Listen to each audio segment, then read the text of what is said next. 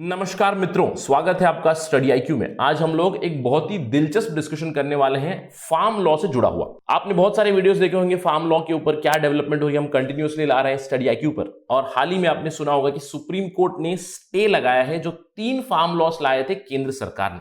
तो आज जो हमारा डिस्कशन रहेगा वो मोस्टली बेस्ड रहेगा क्रिटिसिज्म जो ये सुप्रीम कोर्ट का डिसीजन है इसके ऊपर। अगर आप बात करेंगे इस पर्टिकुलर आर्टिकल की, देखिए यहां पे तो बताया गया है कि it is a terrible constitutional president. अगर आप पॉलिटिकल साइंस बैकग्राउंड से बिलोंग करते हैं, अगर आप कॉम्पिटिटिव एग्जाम की तैयारी कर रहे हैं, स्पेशली सिविल सर्विस एग्जामिनेशन की, पॉलिटिकल साइंस की, it becomes very important because it is a criticism of supreme court judgement by Pratap Bhanu Mehta. हम जानते हैं कि बहुत सारे प्रोपोनेंट्स हैं जो सुप्रीम कोर्ट को बहुत सपोर्ट करते हैं। For instance Upendra Baxi is there. बहुत सारे लोग हैं जो क्रिटिसाइज करते हैं। Pratap Bhanu Mehta is one of the criticisers और उन्होंने कुछ रीजंस दिए हैं जिसकी वजह से ये सुप्रीम कोर्ट का जजमेंट है काफी क्वेश्चनेबल है।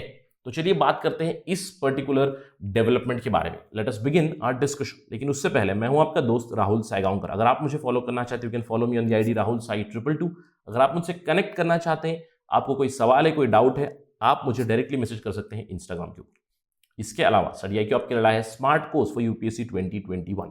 For more information please download the app from Google Play Store and don't forget to subscribe to our channel Study IQ.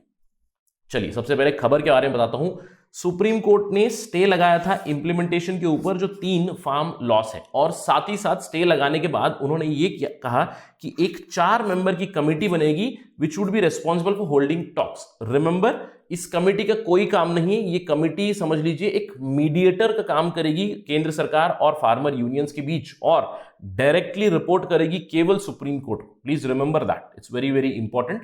इससे इस केस के ऊपर कोई परिणाम नहीं है, लेकिन just as a mediator supreme court ने कमेटी सेटअप की है। तो हम लोग आज बात करने वाले हैं कि क्या ये सुप्रीम कोर्ट का डिसीजन सही है या नहीं है कॉन्स्टिट्यूशनली एटसेट्रा एटसेट्रा। लेकिन इससे पहले मैं एक बैकग्राउंड देना चाहता हूं। ऑल दो मुझे लगता है व्यूअर्स को सब कुछ पता है, लेकिन I just skim through the background. आपको याद होगा कि यूनियन कैबिनेट ने जून 2020 में 3 ऑर्डिनेंसेस लाए थे। एक ऑर्डिनेंस था amendment for essential commodities act को, एक ऑर्डिनेंस था जहां पे उन्होंने farmers produce trade and commerce promotion and facilitation ordinance लाया था जिसको एक्ट बनाया इवेंचुअली, और तीसरा था farmers empowerment and protection agreement on price assurance and farm services ordinance. Later on it became act. जब ऑर्डिनेंसेस आए थे, सरकार ने कहा था कि तीनों ऑर्डिनेंस काफी मदद करेंगे ट्रेडर्स को भी और फार्मर्स को भी। जैसे ही ऑर्डिनेंस आए उसके बाद प्रोटेस्ट शुरू हुआ, लेकिन मॉनसून सत्र 2020 में, सितंबर 2020 में इन बिल्स को बहुत ही जल्दी इंट्रोड्यूस किया गया और पास भी करा दिया गया। तो इसके बाद बहुत ज्यादा प्रोटेस्ट चल रहा है। हम लोगों ने देखा है कि काफी प्रोटेस्ट चल रहा है। नवंबर 2020 से प्रोटेस्ट चल रहा है। इनफैक्ट दिसंबर में काफी इंटेंसिफाई हुआ। दिल्ली के अराउंड बहुत ज्यादा प्रोटेस्ट चल रहा है, और फार्मर्स की कुछ डिमांड है। वो सीधे कहते हैं कि काले कानून वापस ले लो। वो चाहते हैं कि 3 फार्म लॉस को कैंसिल कीजिएगा और एमएसपी को लीगलाइज कीजिए। साथ ही साथ इन 3 फार्म लॉस को सुप्रीम कोर्ट में चैलेंज भी किया गया था। तो सुप्रीम कोर्ट की ये लेटेस्ट डेवलपमेंट आई है। तो सिचुएशन है यहां तक जहां पे चैलेंज हुए तो सुप्रीम कोर्ट का कुछ डिसीजन आया। तो चलिए सुप्रीम कोर्ट के डिस्कशन पे वापस चलते हैं अभी वाले डेवलपमेंट के ऊपर। सुप्रीम कोर्ट ने क्या किया? स्टे लगाया अंटिल फर्दर ऑर्डर्स, और क्लियरली कहा है कि जो कमिटी सेटअप की जाएगी वो कमिटी केवल सुप्रीम कोर्ट को रिपोर्ट करेगी। और उन्होंने कहा इस कमिटी में 4 लोग रहेंगे, और that committee is going to submit a report to Supreme Court, nothing else. What will it do? It will mediate, it will hear the farmers. किसानों की बातें सुनेंगी, सरकार की ओर से उनकी बातें सुनेंगी, और एक रिपोर्ट सबमिट करेगी सुप्रीम कोर्ट को, जिसके ऊपर सुप्रीम कोर्ट बाद में डिसीजन लेगी।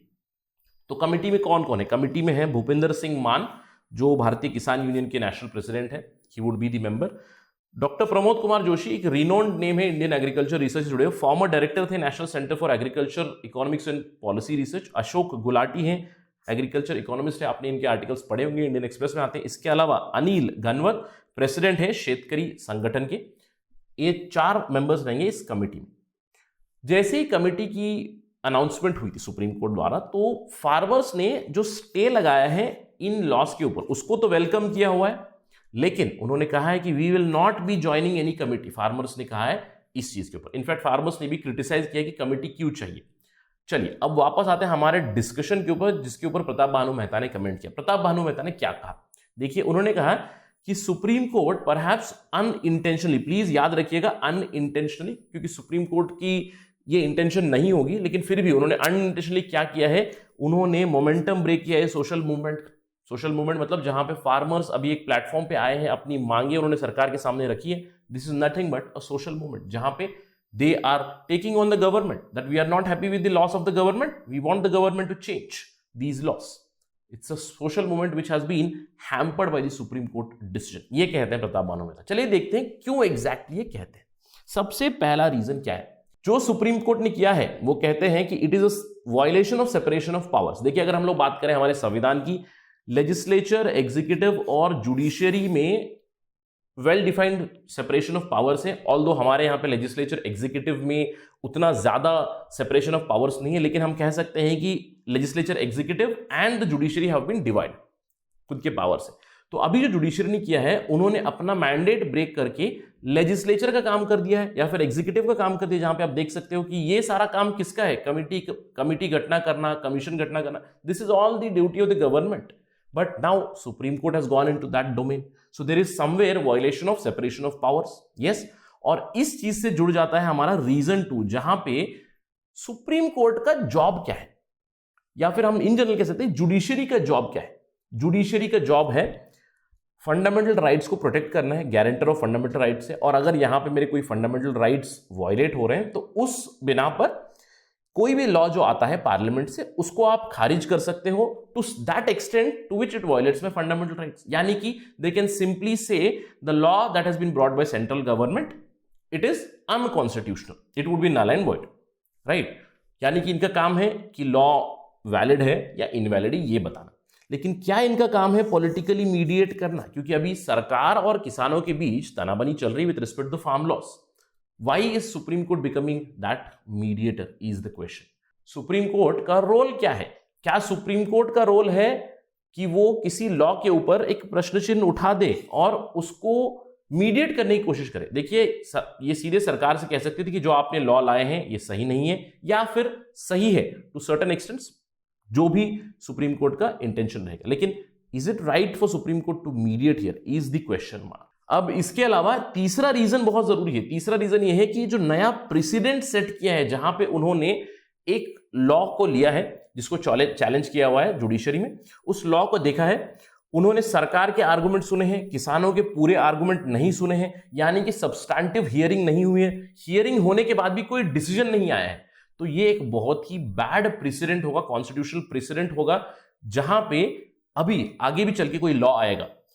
समझ लीजिए अपोजिशन आ ही रहा है, क्योंकि देश में अगर कोई लॉ आ रहा है, सरकार है तो अपोजिशन जरूर होगी. अगर अपोजिशन हो रहा है तो चैलेंज हुआ है लॉ, तो आगे चल के भी क्या कोर्ट ऐसा ही करेगी, जहां पे बिना हियरिंग के वो सवाल करेगी उन लॉस के ऊपर, या फिर राइट या रॉन्ग नहीं बताएंगे, लेकिन उन लॉस को पुट होल्ड करेंगे. स्टे करना मतलब बस एक टेम्पररी स्पीड ब्रेकर लगाया है, उन्होंने फाइनल जजमेंट नहीं दिया.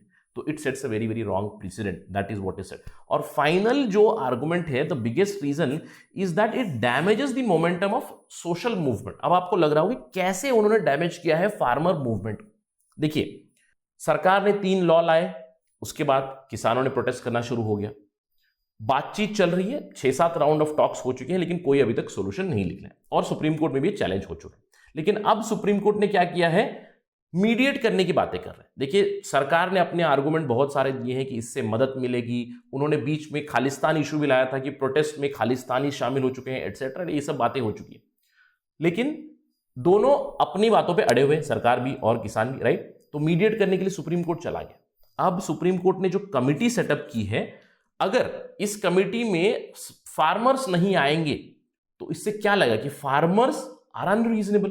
सरकार तो ओके है कि हम तो बातचीत करना चाहते हैं, तो आप अपनी तरफ से आइए और बातचीत कीजिए, लेकिन अगर फार्मर्स इस कमिटी में आने से मना करेंगे तो फार्मर्स ही अनरीजनेबल लगेंगे. तो कहीं ना कहीं फार्मर्स के ऊपर एक सवाल उठ जाएगा कि ये देश के हित में काम नहीं कर रहे हैं, इस तरह के सवाल उठ सकते हैं.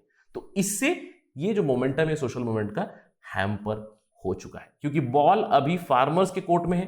क्योंकि केंद्र सरकार तो कह रही है आइए बातचीत करते हैं, बातचीत से कोई हल नहीं निकल रहा है, क्योंकि 1 महीने से ज्यादा हो चुका है, प्रोटेस्ट चल रहा है.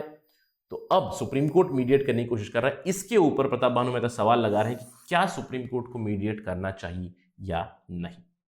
That is the understanding of this particular discussion. आप मुझे बताइए कमेंट सेक्शन में आपकी क्या प्रतिक्रिया है इस चीज के ऊपर.